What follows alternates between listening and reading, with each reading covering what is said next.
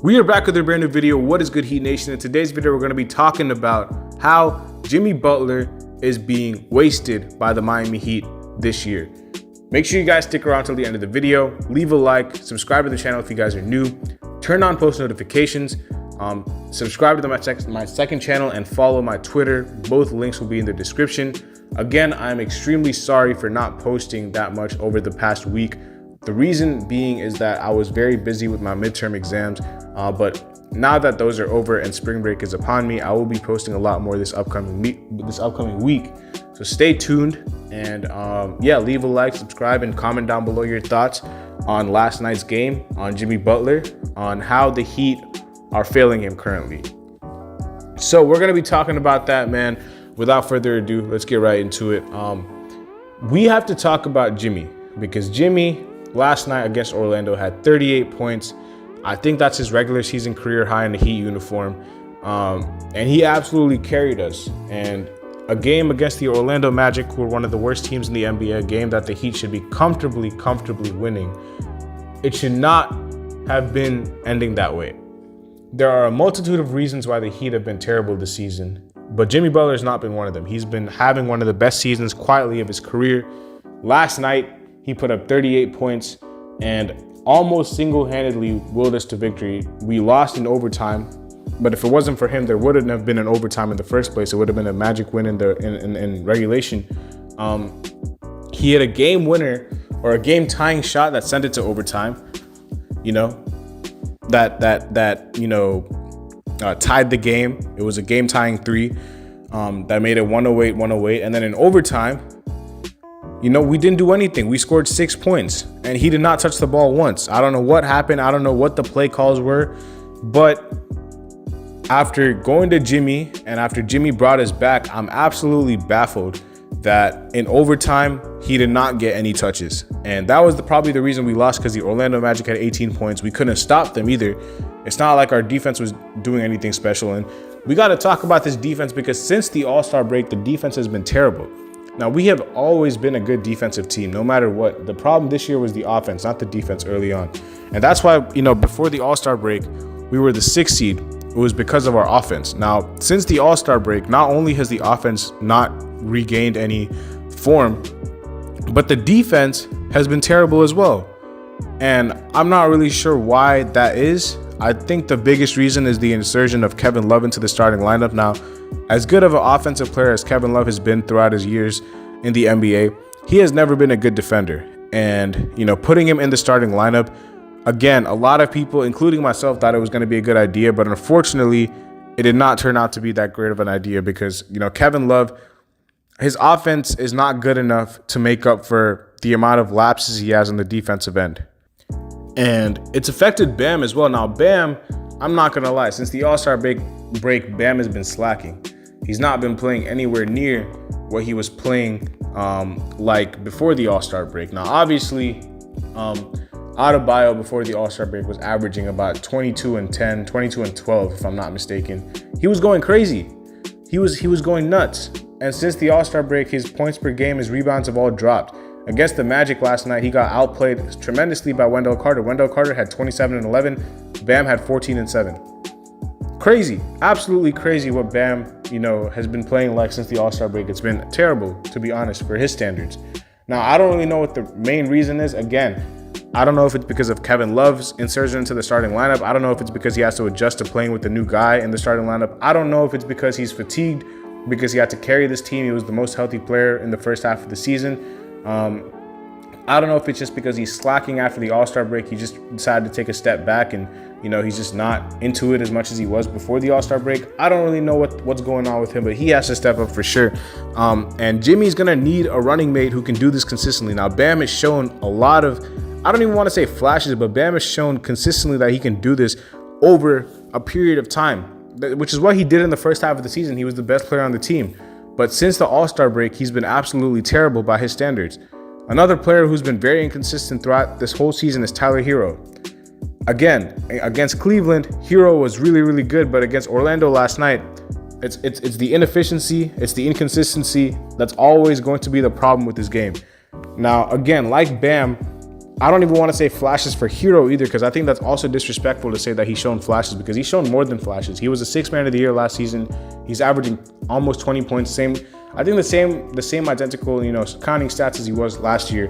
He was a 20-point scorer over the past 2 years. And, to say flashes is kind of disrespectful, but if he wants to take the next step, because there's a lot of players that have his archetype and his play style in the NBA. Jordan Clarkson, Jalen Green, Tyrese Maxey, Jordan Poole. But the difference between those guys and the Donovan Mitchells, the Devin Bookers, the Zach LaVines, the difference between these guys and the superstar players is that the guys who are the stars, they do it consistently. They just don't show, flashes of doing it one game and then disappearing the next game, which is what Herro has been doing this season. One game he'll have 30, the next game he'll have 12. I would rather him just have 22 points every single night, instead of having outbursts of 30 every 2 games. Because then at least we know what we're going to get. Now, obviously, last night he hurt us because of his inefficiency and because of, he's always going to be a defensive liability. That's been known for him. He's never going to do anything great on the defensive end. But when his offense is not, up to standard, he's almost a liability on the court itself, because his defense is already non-existent. If he's not making his shots, what is he really out there for? He's always going to be a threat, which is why Spo's going to leave him out there. But realistically, if he's not consistent and if he's playing like he did last night, it's going to be rough in the long run. He's going to have to be better. He's going to have to, develop some part of his game a lot more consistently in order to beat a man without a screen. I know people joke about it a lot, but it's actually a concern for me right now, because he's shown signs that he can beat a guy off a screen at times, but it has not been consistent. Against Philly, they absolutely exposed him. They did that in the playoffs, and the couple of times we played them after the All-Star break, they absolutely shut him down, because they know whenever pressure, whenever blitzes, whenever traps are onto him, he fumbles, he collapses, and it's like he doesn't know what to do whenever he's hit with physicality. He has to be better at handling contact, handling physicality, handling a one-on-one matchup. He cannot be relying on a screen every time to score. It's going to hurt us in the long run, because I'm not even talking about this season. I'm talking about if we want to build around Bam and Tyler for the future, which is I think what the plan is for this team, both of them have to be better in a lot of areas. And Herro's main concern for me is not only the defense, because the defense is like, I don't really have much hope for that to get better. He's always going to get targeted because he's just not the strongest player or anything. He's just not, athletic or anything like that. He's just not going to get, that good defensively. At best, he'll be average, in my opinion. But offensively, the reason I'm getting onto him so much is because I see a lot of greatness in Herro. I think he can be really, really good. But for that to happen, he has to be able to consistently be able to create his own shot, consistently. He cannot, obviously we know that he can, which is why we're getting onto him so much, because he doesn't do it consistently. So he'll have these moments where he'll make these difficult shots and step backs and all this type of stuff, and then he'll have these moments where he'll absolutely look like a clown just trying to dribble, against 2-3 people instead of being smart with it, taking bad shots. Like, it's give or take with him, and he has to be able to get better for the future. Bam and Tyler are the future of this team, and Jimmy, I don't have anything bad to say about him, man. I think he's been carrying the Heat since he's been, wearing a Heat jersey. And unfortunately, I don't know how much longer that's going to last, because Jimmy is already 33. He's not getting any younger. He's not LeBron. Only LeBron is going to be able to play until what he's playing right now, like unless, some other players out there. LeBron is 38 years old playing like he's 22. I don't know when Jimmy's going to start regressing. I hope it's not anytime soon. I hope it's not next season, but there is going to be a time where he does. There is going to be, knock on wood, there is going to be a major injury, or not a major injury, but there is going to be an injury that's going to affect him because of his age and because of the amount of wear and tear that he puts on his body. Because the way he plays is not, it's not even like, It's remarkable that LeBron's been doing it for so long with the way he's been playing, first of all. But the way that Jimmy plays is not a game that's tailor-made to work in the long run, because it's not predicated on a jump shot. It's predicated on bruising inside, battling through 3-4 defenders, physicality. And when you get older and when your body starts to become a little weaker, it's going to affect him. So I don't know when he's going to start to regress, but it's going to happen. We got to be realistic and say it's going to happen at some point. Before it happens, we need these guys to take steps. Bam Adebayo, again, was phenomenal before the All-Star break. Since the All-Star break, has been playing like a shell of himself. He'll have the thing that Bam needs to realize is that nobody can really guard him. Nobody. Because if you put a big on him, if you put a true 7-footer on him, I know, what people say about the whole Brook Lopez thing, about, Brook Lopez shut down Bam in 2021. Since then, Bam has owned him, because Bam knows that if you put a big 7-footer on you, Bam is too quick for them. He can just out-quick them, outspeed them every single time. But if you put a smaller guy on him, Bam can use his size, because Bam is still he's a freak. He is extremely, extremely strong. So guarding Bam is a matchup nightmare, and he just has to realize that, because nobody out there on the floor is going to be able to guard him consistently. And if he realizes that, and if he takes over and does this consistently, takes over games, and it's time to pass the torch from Jimmy to Bam. That's what it should have been this season, and it was for the first half of the season. But since the All-Star break has, resumed the second half of the season, it's kind of been like what it was a couple years ago, where Jimmy was the number one, Bam was the clear number two, and Bam wasn't even playing like he is, like he did, before the All-Star break. He's been playing like a shell of himself. So Bam has to realize that nobody out there can guard him, and he has to take that next step. He has to demand the ball, go get it, because there's no excuse for getting outplayed by Wendell Carter. Wendell Carter is a good player, but he's not Bam Adebayo. We all know that. Another thing we got to talk about, the regression of a lot of these undrafted guys. Max Strus. I'm sorry, bro. I just don't see a way back for Max Strus on this team next season. If the Heat pay Max Strus this offseason, I'm going to be livid. It's not that I don't think Max Strus is a good player, but we've made this mistake so many times, paying these guys what they're not worth. We did it with Olynyk. We did it with Tyler Johnson. We did it with James Johnson. We did it with Duncan Robinson. We did it with Hassan. Hassan Whiteside was probably the biggest one we did it with.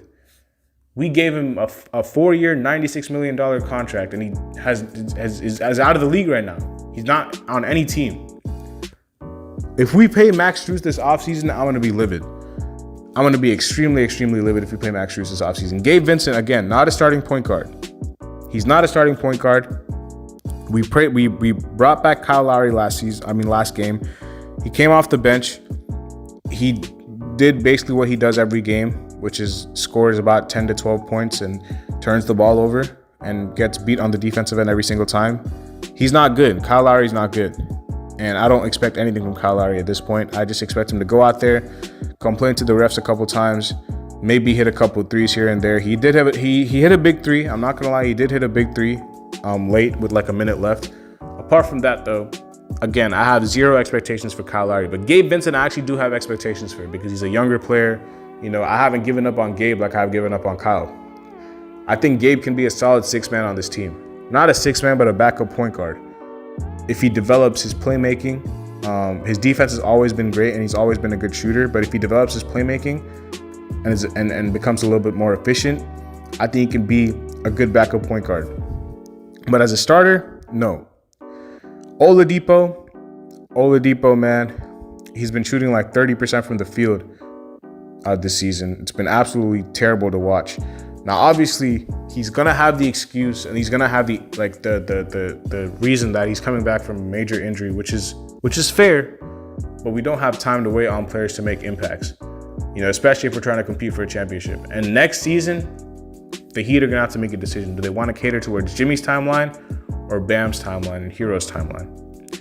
Because if they want to cater to Jimmy's timeline, Oladipo cannot be on this team, because Oladipo, we don't have time to wait. I love Depot, but we don't have time to wait to see if a guy is going to come back from an injury and be what he was before.